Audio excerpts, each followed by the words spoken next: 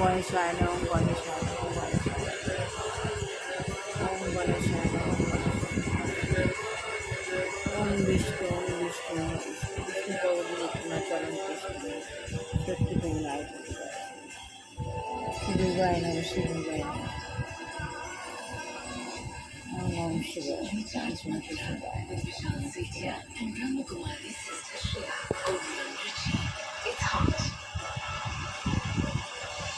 अपने बच्चों को कभी नेगेटिव लेबल ना दें, वरना वो उसे अपनी आइडेंटिटी बना लेगा। नमस्कार, आप सुन रहे हैं मिर्ची रिचार्ज मन का मेरे यानी विशाल शेखर के साथ। अब मेरे साथ है ब्रह्म कुमारी सिस्टर श्रेया। अब मुझे एक चीज बताइए, बहुत खूबसूरत बात आपने कही कि पेरेंट्स को तो बिलीफ सिस्टम बनाए रखना चाहिए, एनकरेज करना चाहिए, लेकिन जो बच्चा उस ट्रॉमा से गुजर रहा है, जो बचपन से उसे श्री गुरुदेव गोविंद परमहंस देवाय नमः। थॉट प्रोसेस को कैसे बदले, क्योंकि अब तो बिलीव करने लग गया कि मैं वीक हूँ या मैं ऐसा हूँ, मैं वैसा हूँ, और for them to break out Guru Gita Gita Guru, Guru Gita Gita Guru, Guru Gita Gita Guru. Trauma देखिए जरूरी नहीं है इस बर्थ का ही हो सकता है। फॉर एग्जाम्पल अभी थोड़े समय पहले बर्थ हुआ है, दिस इज जस्ट ओम माँ सरस्वती नमः, माँ सरस्वती नमः, माँ सरस्वती नमः। श्वेत पद्मसुना देवी, श्वेत पुष्पिता, श्वेताम्बर नित्या, गन्धानुलेपना, श्वेताक्षुचित्र हस्ता श्वेत चंद्र सुस्मिता, श्वेत बीना धरा अलंकार पूजिता, बंदिता सिंधु गंध पूजिता, पूजिता मुनि सर्व ऋषि विष्णु सदास्वती नानेन तां देवीं सरस्वती देशांति सन्दा सर्वां विद्यां लभन्ते। ओम श्री लक्ष्मी देवाय नमः, श्री लक्ष्मी देवाय नमः, लक्ष्मी देवाय लक्ष्मीस्तং सर्वेणां जन्मे जन्मनि वन्दे विष्णुप्रियां देवीं दारिद्र्य दुःख नाशनाशिनी विष्णु कविलासिनी। ओम विष्णु गुप्त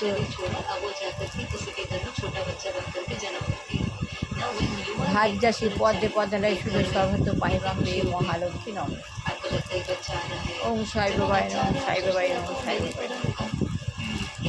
ओम आवाहन जानाबि न जानाबि पूजन विसर्जन न जानाबि अखंड मंगलाकारं व्याप्तं जेन चराचरं तत्पदं दूषितं जलदस्मै श्री गुरुवे नमः। गुरु ब्रह्मा गुरु विष्णु गुरुदेव महेश्वर गुरुदेव परब्रह्म तस्मै श्री गुरुवे नमः।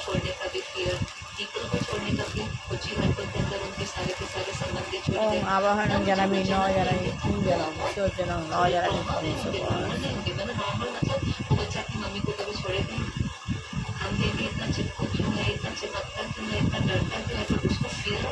আত্মজ্ঞান লাভের পন্থা বইটা পড়েছি। এটা হলো প্রভুপাদ, প্রভুপাদের বই। নমস্কার।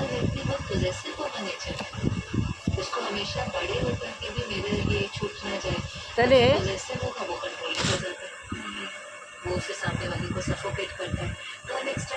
মাইক রবিনসন বলছেন, আমি যদি আপনার বক্তব্য ঠিকমতো বুঝে থাকি তাহলে আমার মনে হয় আপনি শুদ্ধ বিজ্ঞানের ভিত্তিতে মানুষকে শিক্ষা দিচ্ছেন, সেখানে ধর্মের অবকাশ কোথায়?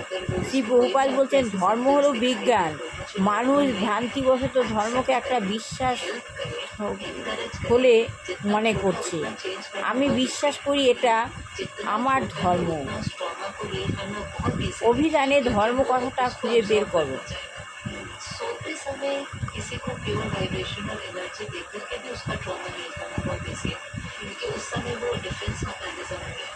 এবার শিষ্য বলছে ধর্মের সংজ্ঞা দিয়ে অভিধানে বলা হয়েছে অলৌকিক শক্তি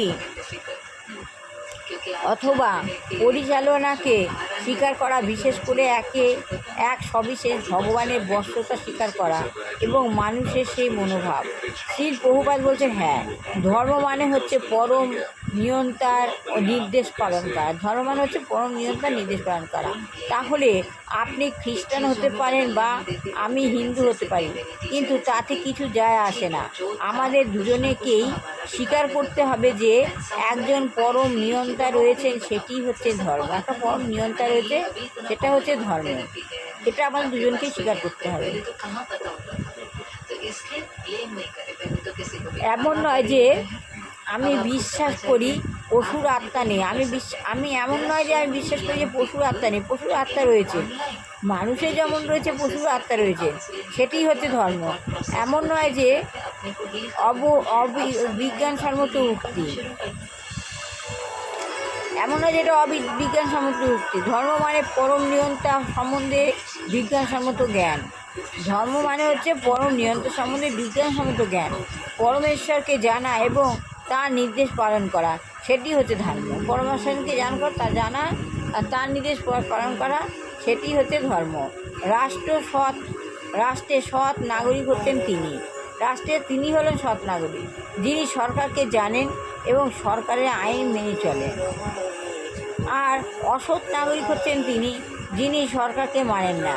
তাহলে সৎ নাগরিক হচ্ছেন যিনি সরকারকে মানেন না, অসৎ নাগরিক হচ্ছেন যিনি সরকারকে মানেন না। এভাবে সরকারকে অস্বীকার করলে আপনি সৎ নাগরিক বলে হয়ে যান। এভাবে আপনি সরকারকে মানেন, তাহলে আপনি সৎ নাগরিক হয়ে যান। আর অসৎ নাগরিক হচ্ছেন তিনি, যিনি সরকারকে মানেন না। এইভাবে সরকারকে অস্বীকার করলে আপনি অসৎ নাগরিক হয়ে যান। তখন আপনি অধার্মিক। আর আপনি যদি সৎ নাগরিক হন, তাহলে আপনি ধার্মিক।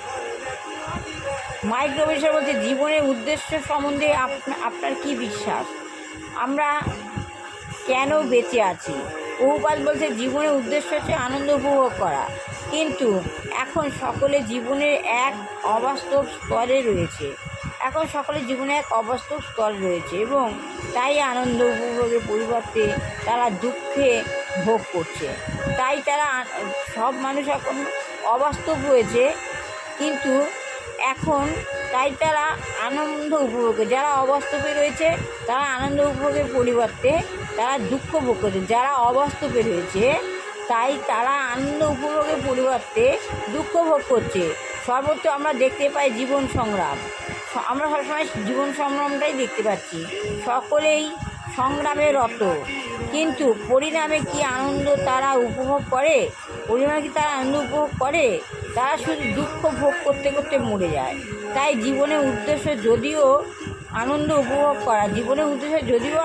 করা, কিন্তু বর্তমানে তাদের জীবন আনন্দময় নয়। কিন্তু আপনি যদি জীবনে যথার্থ চিন্তার স্তরে অধিষ্ঠিত হন, তাহলে আপনি আনন্দ উপভোগ করতে পারেন। আপনি যদি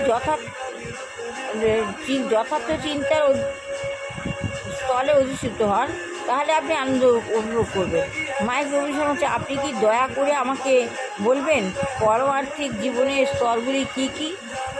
পারমার্থিক জীবনের স্তরগুলি কী কী জানতে চাইছেন মাইক রবিনসন। একজন নতুন ভক্তকে কীভাবে পারমার্থিক জীবনে অগ্রসর হতে হয়? বহুপাল বলছেন, প্রথম স্তর হচ্ছে জিজ্ঞাসু স্তর। সেই স্তরে মানুষ প্রশ্ন করে, শ্রীকৃষ্ণ ভাবনামৃত আন্দোলন কী? সেই সম্বন্ধে আমি একটু পড়াশোনা করে দেখি। এই স্তরকে বলা হয় শ্রদ্ধা। কৃষ্ণ ভাবনামৃত আন্দোলন, এই যে স্তর, এই আন্দোলনটা কি? এই আন্দোলনটাই হচ্ছে স্তর। এই স্তরকেই বলা হয় শ্রদ্ধা। সেটা হচ্ছে শুরু। মানুষের মধ্যে নতুন স্তরে কৃষ্ণ ভাবনামৃত আন্দোলনের স্তরে যুক্ত হওয়া, এটা হচ্ছে শুরু। তারপর সে যদি ঐকান্তিক হয়, তাহলে তারা এই জ্ঞানে অনুশীলন করেন। তারা যদি ওই কৃষ্ণ ভাবনামৃত সম্পর্কে ঐকান্তিক হয়, তাহলে এই জ্ঞানটা অনুশীলন করতে পারেন। তাদের সঙ্গ করে। তারপর সে নিজেই মনে করে, আমিও ওদের মতো একজন হই না কেন? তারপর সে মনে করে, যারা কৃষ্ণ নাম করছে, আমি কেন ওদের মতো হচ্ছি না?